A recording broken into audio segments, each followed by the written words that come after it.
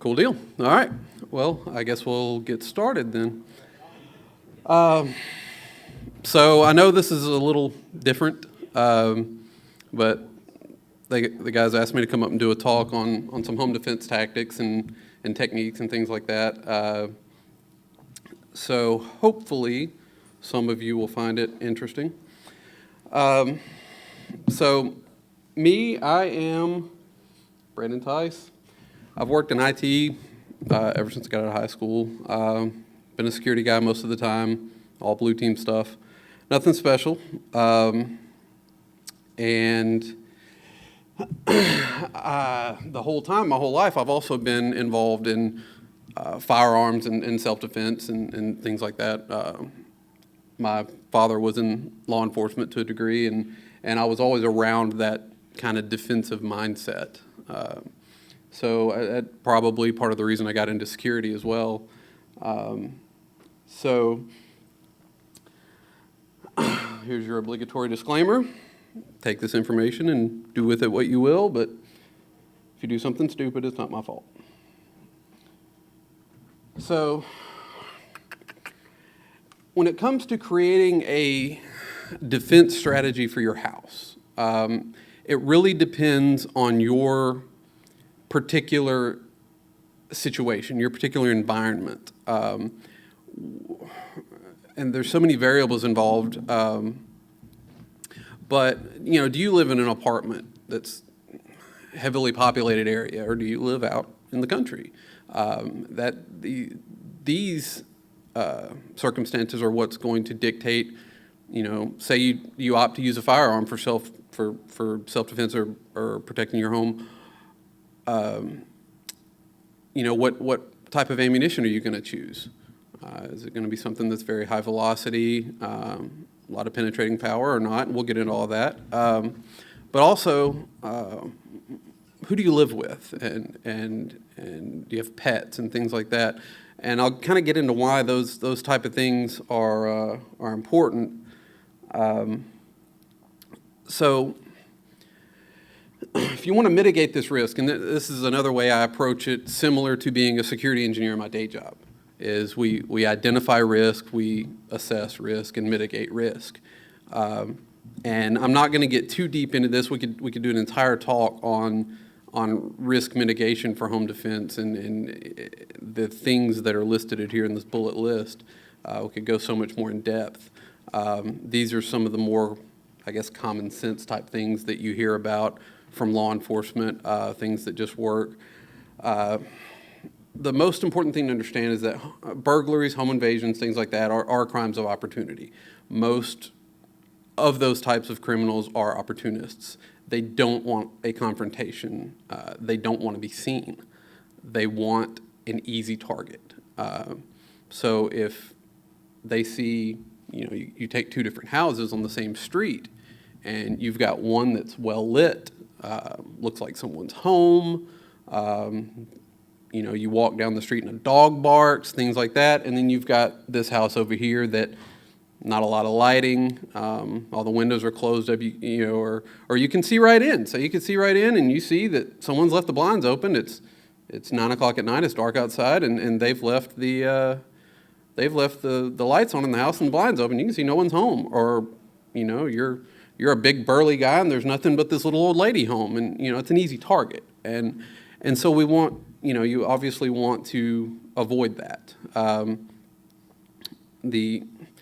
You read a lot of things online that say, even if you don't have an alarm system, put a sign in your yard. It's just a deterrent. I could go either way. I think having an alarm system is great, but it's definitely not an end-all solution. So minimizing the interior visibility, that comes with the, you know, shutting the blinds and things like that.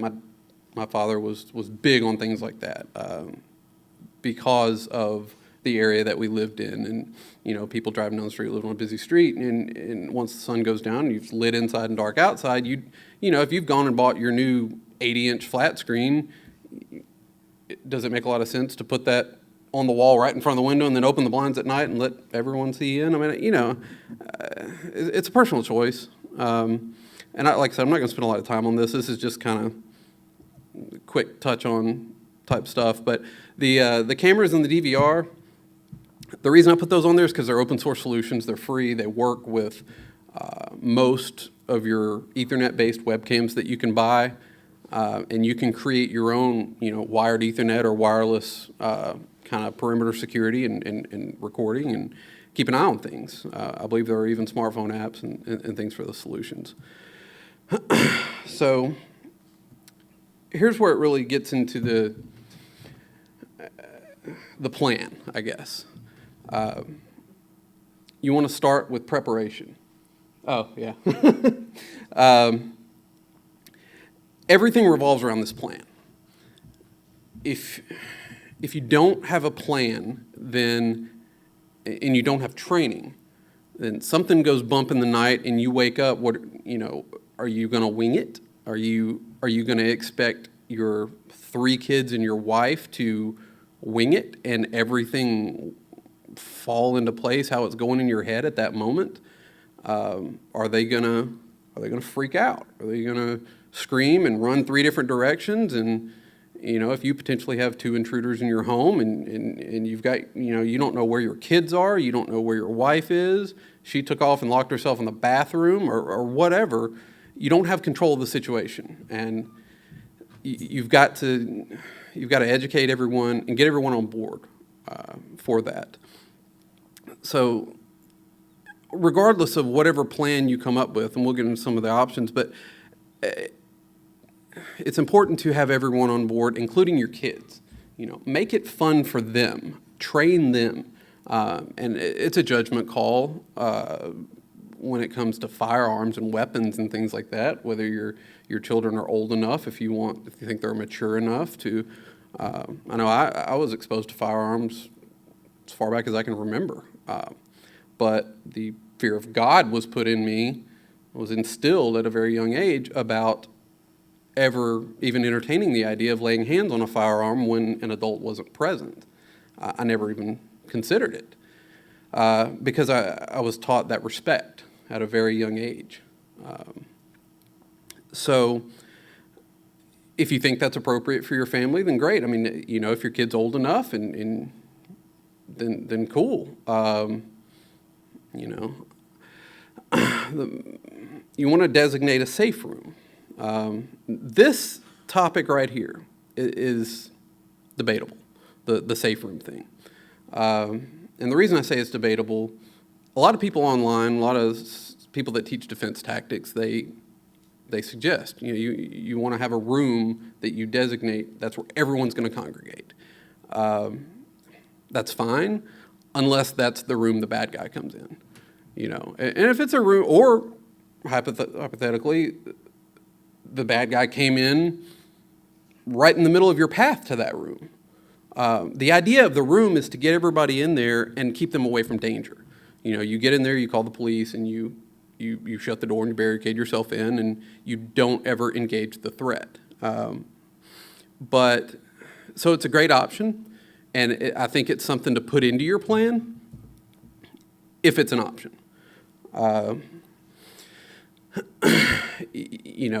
Bad guy comes in the back door and all the rest of you are in the front of the house, and your safe room is in the front of the house, then sure, it works out great. I guess the point is to have a dynamic plan with multiple options. The most important things you can have is your defensive weapon, lighting, and a way to communicate. If you wake up at 3 o'clock in the morning, you hear a window break, are you going to remember to get your cell phone off the nightstand and take it with you? Maybe you will. But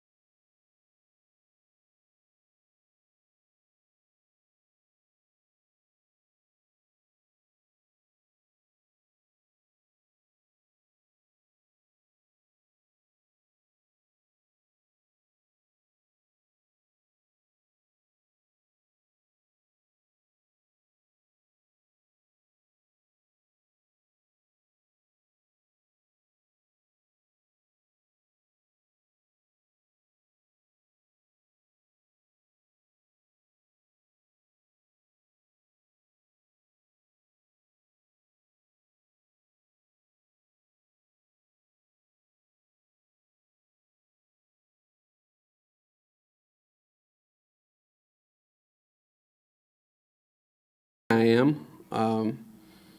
But I always stand by the fact that firearms aren't for everyone. I do work part-time at a gun range and training facility.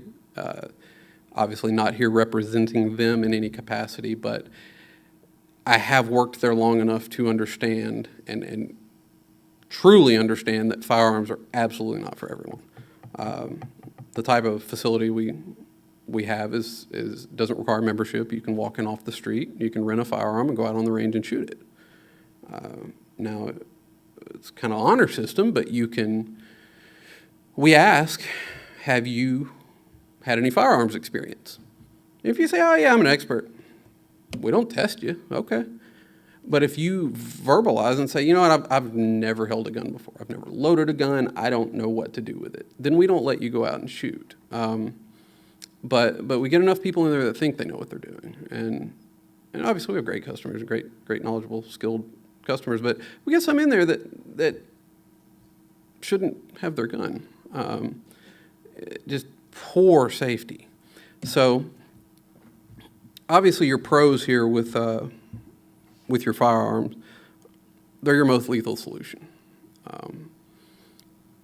There's a cliche saying that, and I really try to avoid those, but the reality is there's only one thing that stops a bad guy with a gun.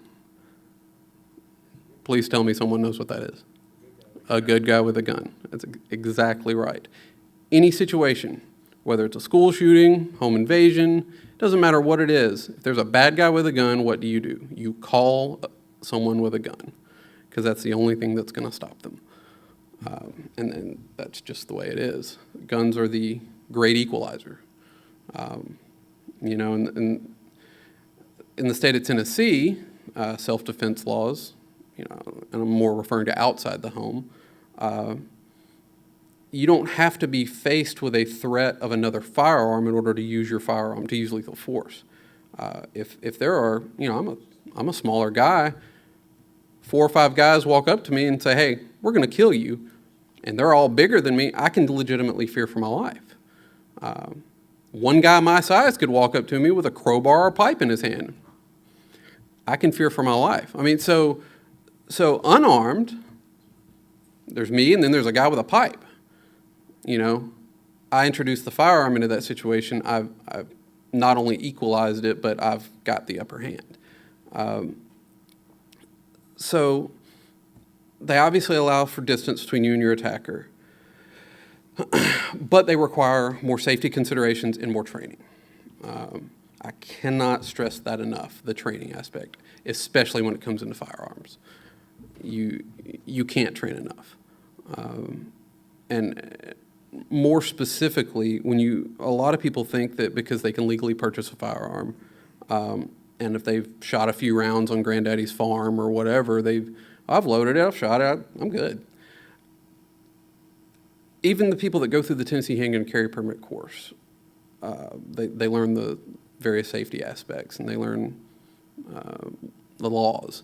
They think they're good to go, but what they're not prepared for is all of the real-world high-stress situations where you would actually use your firearm. Low-light, no-light situations, defending from your car, things like that. They go out on the range, and it's a completely different environment.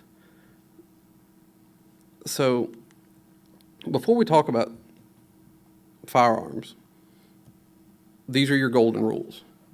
If you're not too familiar with firearms, then obviously look them over here. If you are, then you know them. This is, anytime you ever go to a shooting facility, a training facility, anything like that, these are going to be the golden 4 you're going to see everywhere.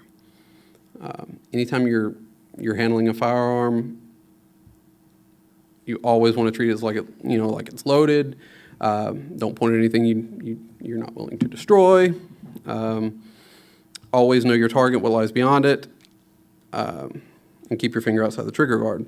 So generally, when you're holding a handgun, you're going to keep your index finger up on that frame, and keep it. Even this, obviously, training gun, molded plastic, no muzzle, no barrel. I would never point at anyone here, and it's more of muscle memory kind of thing, and it would feel awkward if I were to do that after all the training. So when you get into the firearms for home defense, you've got three main options: your handguns, rifles, and shotguns. And we can go over some of the pros and cons there. Your handguns allow for more maneuverability. And what I mean by that is when you're moving through the house. If you're in the back room and you've got to get to your kids, if that's part of your plan, you've decided with your wife and your kids that if the alarm goes off, this is what's going to happen. Your daughter's going to stay in her room. She may have a little go pack that you put together for her, and you're going to come get her, and you tell her, don't move until I come get you. And you've got to move through the house. You're going to get to her. Doing that with a handgun might be a little easier, especially if it's a small child. Say you've got a toddler, a 2-year-old, and you've decided with your wife, say, okay, look, I'm the one that's trained with the firearm, because I'm the guy and girls don't use guns, it's a guy thing. She's going to shoot me before I leave. Jokes. So, yeah, if you've got a handgun, you have an arm free. So you can move through the house enough to get to your child, and you can scoop your child up, and you can still defend effectively when you're moving back to your wife or to the safe room or whatever the case may be. Depending on the handgun you choose, you could have high ammo capacity. Obviously a consideration. Handguns are less accurate, though. It's easy to mess up with a handgun. And I really don't like citing statistics that I can't directly cite my source. But I will say that where I get most of my training, the training director routinely cites a statistic that somewhere in the neighborhood of 80 to 85% of handgun wounds are non-fatal. And I'd be interested to know where he got that statistic, but the point is that it's not like you see on TV. People survive handgun wounds all the time. So just keep that in mind. And we're going to get into defensive ammunition and different types of ammunition and things like that. But so then we got rifles. Rifles are definitely more accurate than handguns. If you get into like an AR style rifle, your 223, 5.56, really low recoil. Not bad. If you've never fired an AR, don't be afraid to. It's not nearly as mean as it looks. It's really a lot of fun to shoot, and easy to stay on target, easy for follow-up shots. You've got your standard 30-round mag. I mean, there's other magazine capacities, but you typically will have 30 rounds on you right there. Requires both hands in most cases. Some people train their AR and I didn't want to bring my AR and my 12 gauge and things like that and bring up on stage. I was only able to access a training handgun. But I'm a left-handed long gun guy. If you're on target and you need to grab something, an AR is a pretty lightweight weapon depending on how much tactical stuff you have on the end of it. You'd probably be able to drop your arm and keep it shouldered and fire if you needed to. But maneuvering room to room, around corners and things like that, it's not going to be easy to do one-handed. Kind of the same thing with a shotgun. It's still a long gun. I assume everyone knows the story with Joe Biden and suggesting to, I'll just buy a shotgun, fire off a couple warning shots. That's all you need. Yeah. Yes, it did. So, home defense expert. Yes. So yeah, obvious advantage to a shotgun. You're getting more lead downrange. You're getting more lead toward your attacker at one time. And that's an obvious advantage. The other thing is if you choose a pump shotgun, which I'm sure most of you are familiar with the sound you associate with that, but when you're on target, you're firing, and you fire and you cycle around and you bring it back up, it actually can kind of aid in getting back on target. You're not going to bring it down and cycle it and bring it back up. You're going to keep moving, and that just natural motion is going to get you back on target, or at least get you in that general area. And translate internationally, get the hell out of my house. We're going to get to that. It's interesting you say that. It's coming up. It's the sound that translates in every language. It does resonate, but we're going to talk about that. So the downside is recoil. A lot of people that are even comfortable enough to fire a handgun fire a 12 gauge one time and say never again. Not happening. It's really not that bad. There are recoil reducing stocks you can purchase. There are lower recoil ammunition that you can purchase. You could actually move to a 20 gauge shotgun, which is going to be a lot less recoil. I would say that if you or someone you know has entertained the idea but aren't comfortable with the recoil, at least explore some options because there are definitely more out there. You're not going to have 30 rounds in your shotgun. You're probably not going to need 30 rounds in your shotgun, but you're not going to have it unless you've got a Batman utility belt full of shells. If you did need to reload, I mean, typically they're going to hold 4 to 7 rounds depending on your, and if you needed, say you had a side saddle, had 4 or 5 rounds in it, they're going to be a little slower to reload. And again, you're going to require your 2 hands. So, say we were to talk about that sound effect. This is something you hear a lot of people say. And it's not a bad thought. It's not, because that is true. Everyone knows that sound. But there's a couple of downsides.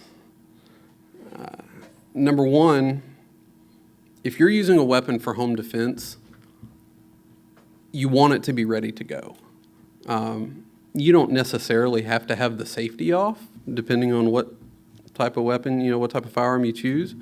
But if you've got your shotgun and it doesn't have one in the chamber, which for those of you that aren't overly in tune with firearm operations, that's how you make the firearm ready. You whether you cycle the slide on a handgun or you cycle the pump on a pump shotgun, that's moving around from the magazine tube into the chamber, and that's what makes it ready to fire.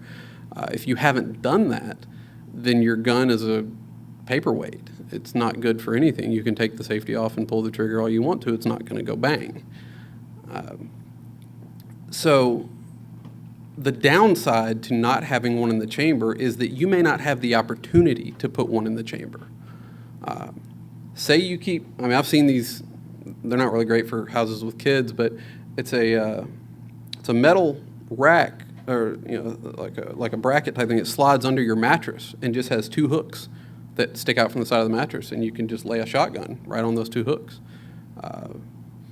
And if you woke up at 3 o'clock in the morning to see bad guys standing in your doorway, walking towards your bed, do you have time to wake up and grab your gun and then realize that you've got to cycle the slide and kick the safety off before you get a round out? How long is it going to take that guy to be on top of you? And the other thing is, if you hear somebody across the house and you're going through with your shotgun and you rack it, he knows where you are. That sound may scare off your run-of-the-mill opportunist, kind of like we talked about earlier, that's just wanting to smash and grab and get something to go and not really want to confront anybody. But if there's someone that's strung out on drugs, anything like that, or is just determined to hurt your family, that sound's not going to do anything. Personal opinion. So, if you're going to choose a firearm for defense, you've really got to know these different ammunition types. When you talk about handgun and rifle cartridges, you've got your full metal jackets and things we're going to get into here. But your main considerations, go ahead and laugh at the first bullet point. It's okay. Penetration is a big concern when it comes to self-defense ammunition. And what they mean by that is if you've got a big guy wearing a big coat or things like that, you really got to get in there to get to those vital organs. The idea if you have to pull the trigger and you got to shoot somebody, you want to stop them. And all those vital organs are going to be several inches deep into the body. So you want something that's going to expand for maximum energy transfer. And what that means is you've got a bullet here, and that's your projectile. For those of you that again aren't overly familiar, the copper part you see is your projectile. That's your shell casing, and inside there's powder. And so when it ignites, it just pushes that projectile out. Your full metal jacket ammunition is just going to be that round point. There's no hollow point. We'll get to those. And these are great. Actually, military uses full metal jacket because they penetrate so well. They typically have to shoot through doors, walls, car doors, things like that, and they need that penetration. And that's the opposite of what the average civilian is going to want to have. So if we step back here and look, there's your penetration.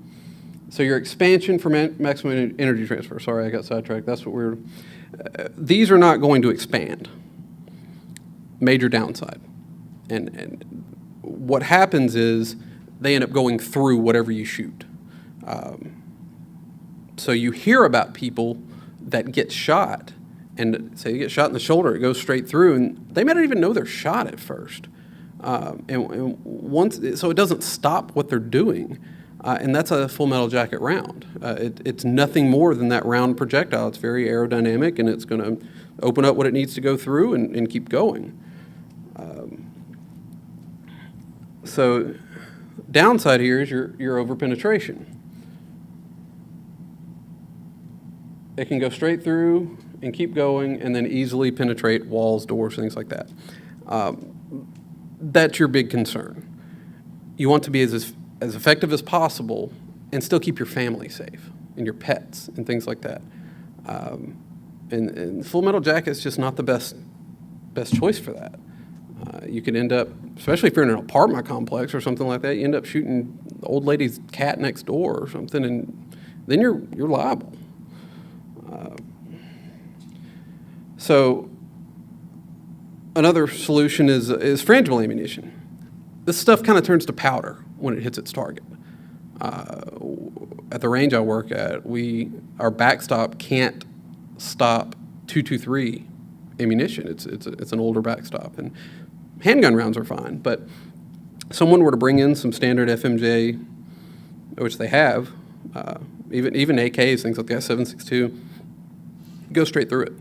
And there's actually a trailer park behind our facility, so they get fairly upset when there's flying lead coming down range. So what we do is we allow people to bring in ARs, but you have to buy our ammunition to shoot it, and it's frangible. And so what happens is it hits the backstop and just disintegrates. It's great for those over-penetration concerns, and it has good energy transfer. But the penetration is not that great. So unless you're shooting a scrawny guy with no shirt on, it may not stop him.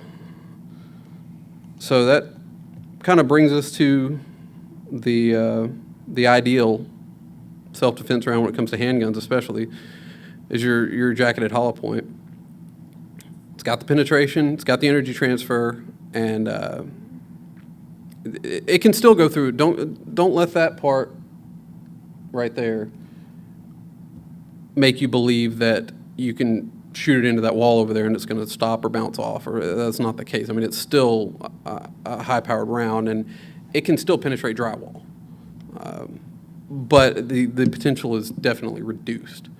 But when we talk about the energy transfer, and I don't think I went into detail on that, these rounds expand. You see that when they hit, it's going to mushroom out.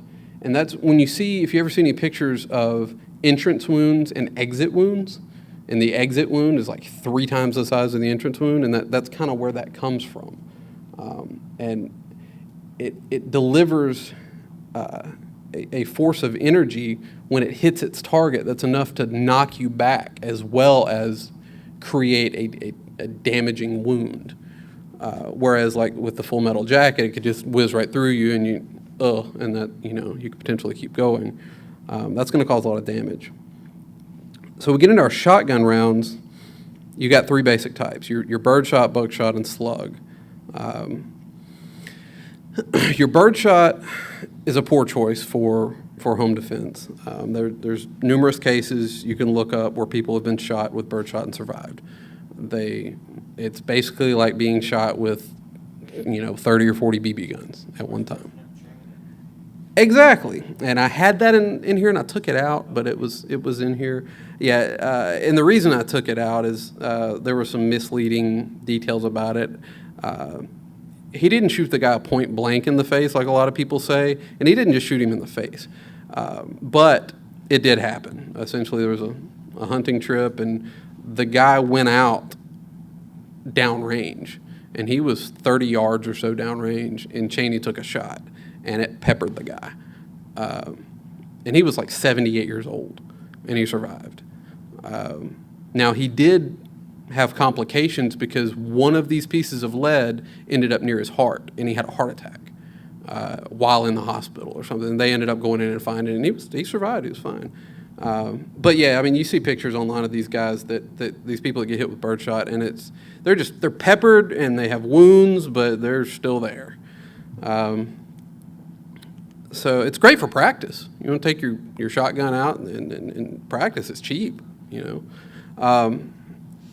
Buckshot's kind of where it's at. You've got your great transfer of energy, great penetration, and the projectiles themselves are large. So it's like being hit by a small to medium-sized handgun 9 times over, at the same time. So it's kind of an ideal situation for home defense. Your slug, this is where you really stand the chance of killing your neighbor's cat and the guy down the street. And, these are extremely high velocity projectiles, and they're heavy. I mean, it's just a slug, and I've got a picture here. This gives you an idea of of the actual options here. So there's your birdshot. There's some debate about these two here being the most ideal home defense round, and I guess that's why they're both on there. The reason people like this, the number 4 buckshot, is that it does stop in walls a lot easier than your double-aught.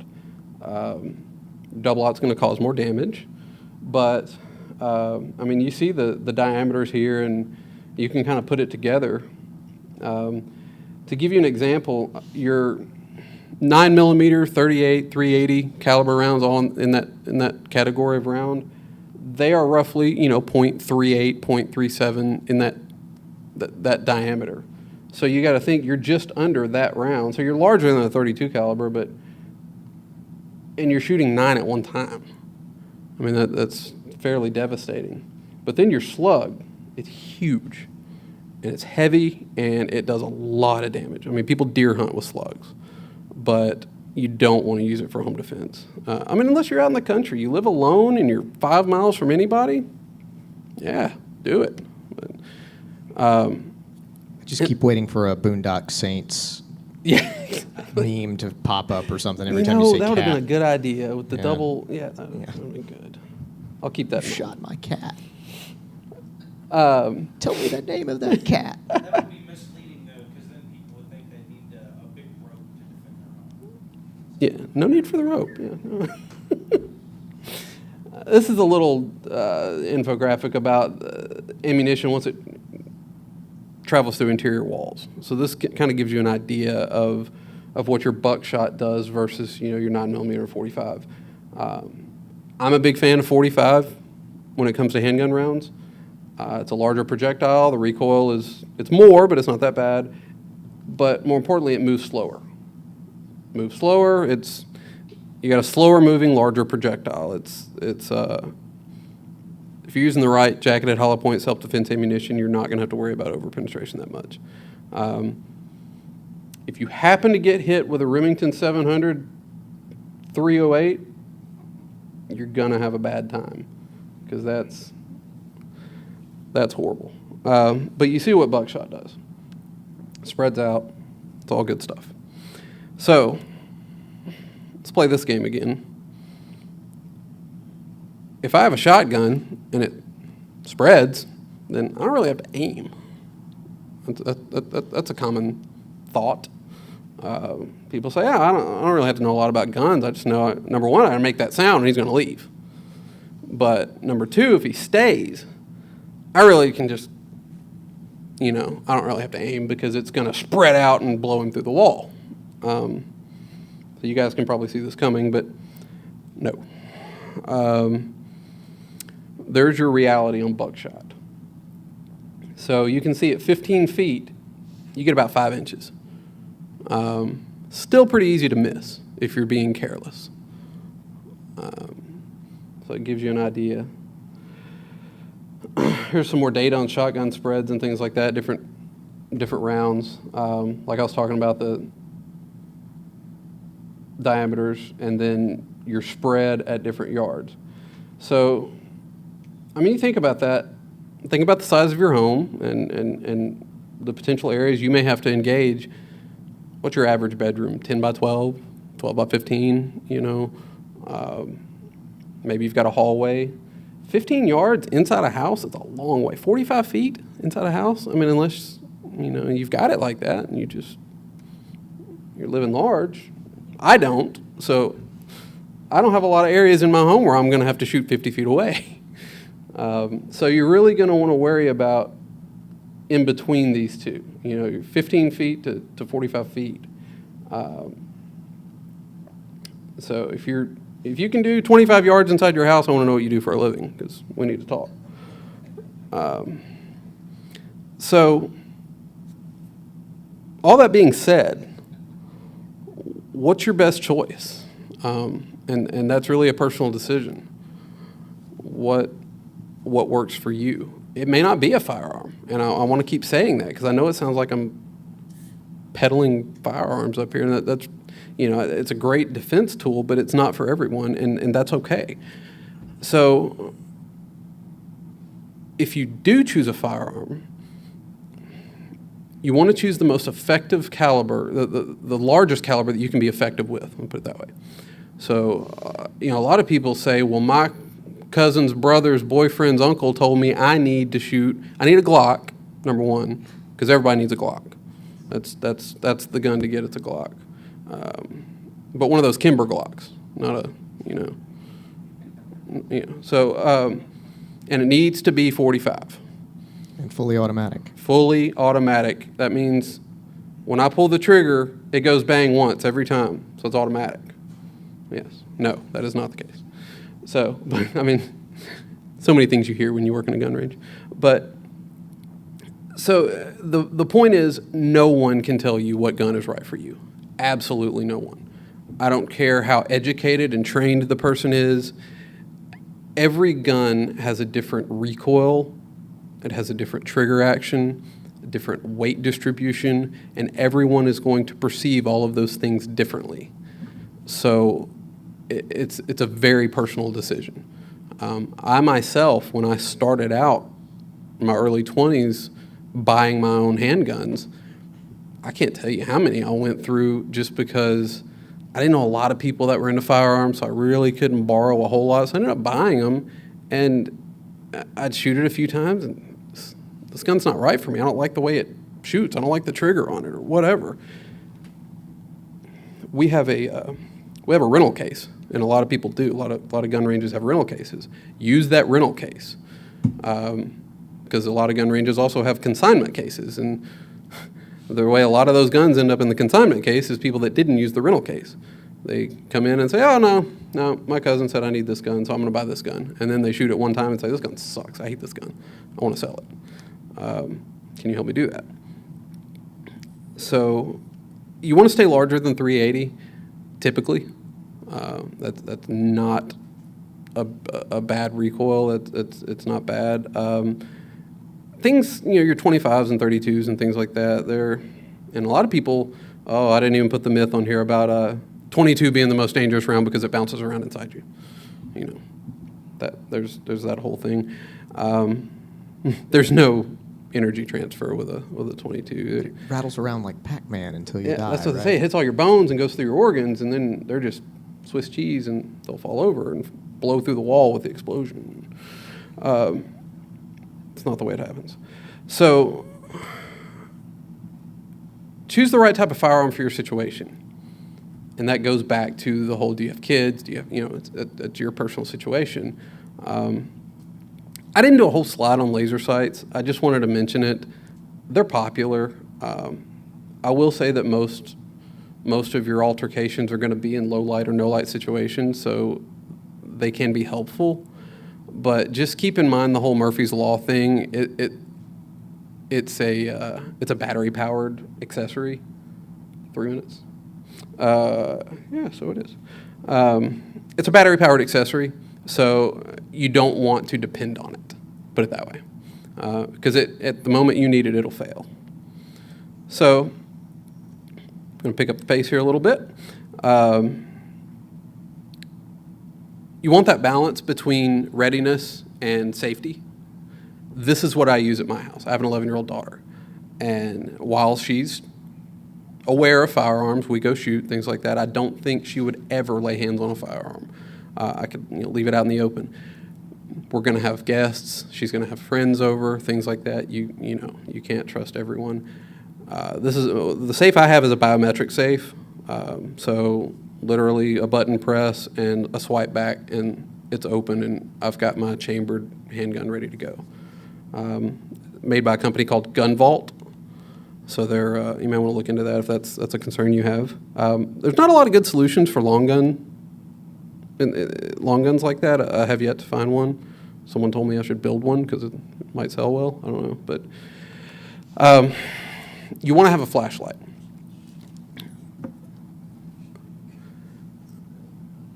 And the reason I say you want to have a flashlight is because of the whole low light, no light situation thing. I mean, if you have to fight in the dark, do you want to be shooting blindly? And I gracefully, I borrowed this here because I somehow forgot mine.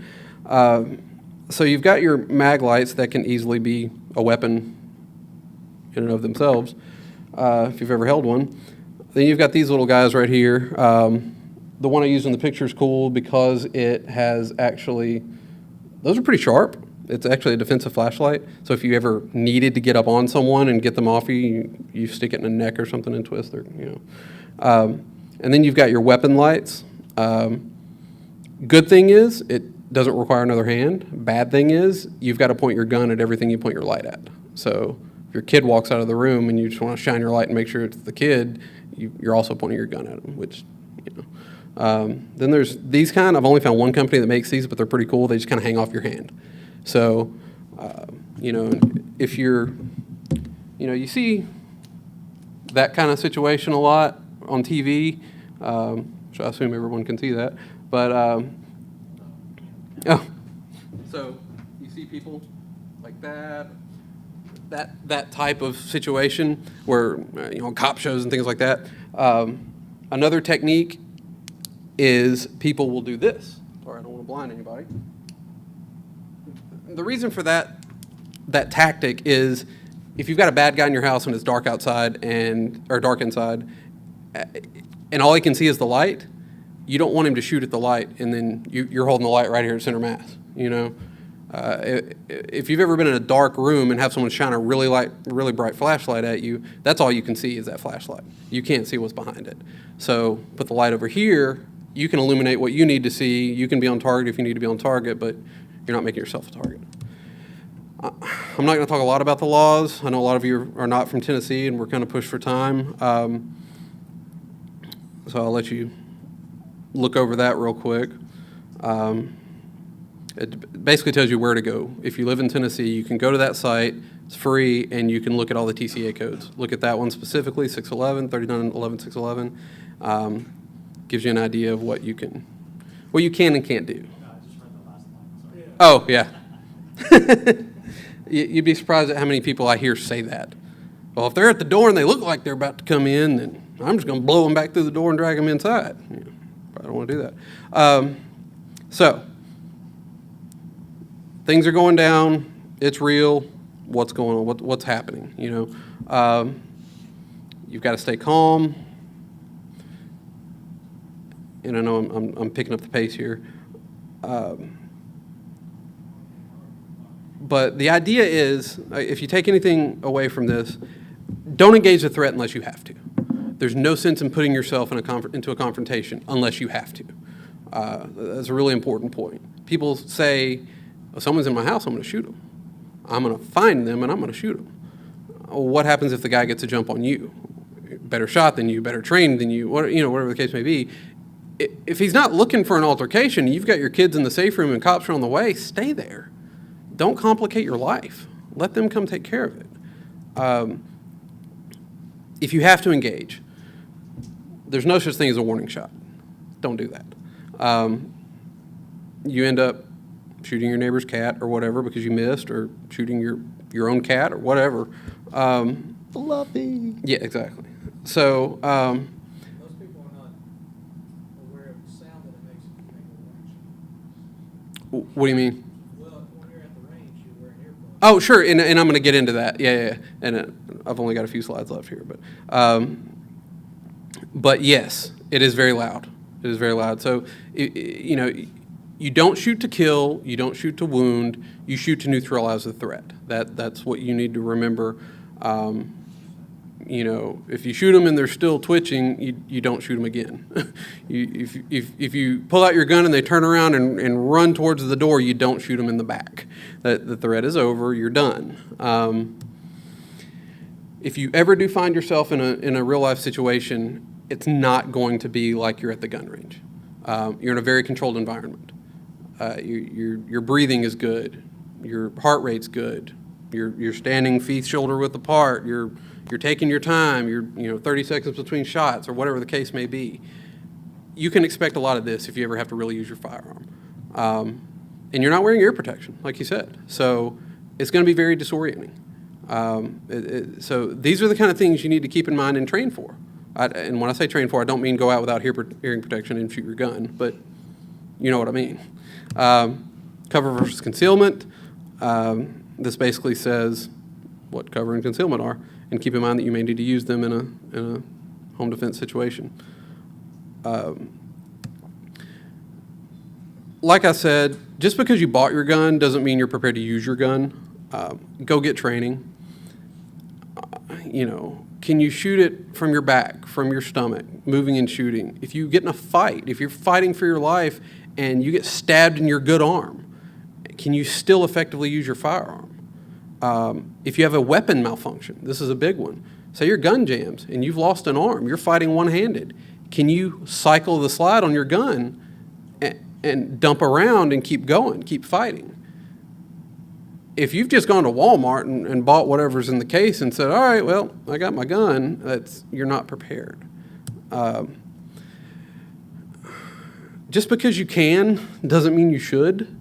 I think everyone should remember that.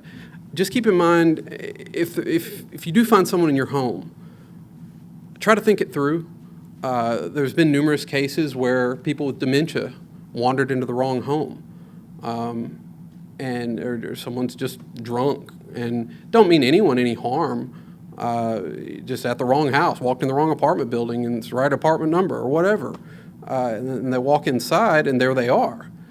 Does that person deserve to lose their life because they've got a medical condition and they took too many of their pills and they're disoriented or whatever the case may be? Use your verbal commands. attempt to de-escalate the situation. Don't just go guns a-blazing because someone's in your house. That's when it really comes into, can you really live with taking another human life, and then especially learning afterwards that you may not have needed to. That can be pretty heavy stuff. Last slide here. After it's all over, if you ever actually have to use your firearm,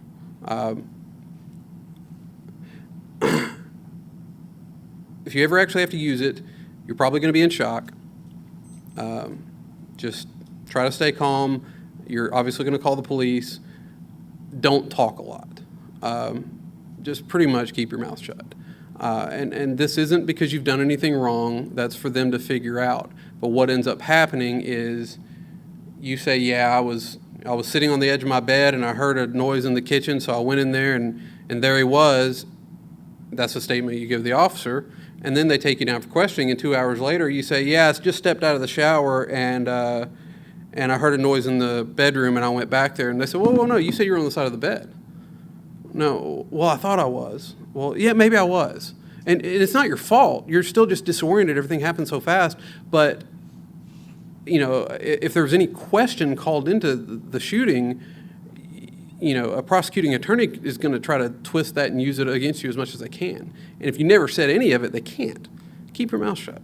Just have your attorney and handle it that way. So, that is all. I know I ran over a little bit, but I mean, I don't know if that's exactly what you were expecting. Does anybody have any questions? What we'll do is we'll take him in the back. We're going to set up for the next. You can go ahead and hit it. We're going to set up for the. Well, let's first off let's give Genphlux a round of applause for coming down and talking to us. But definitely some good opportunity if you got questions on things. I know we've got some law enforcement guys and other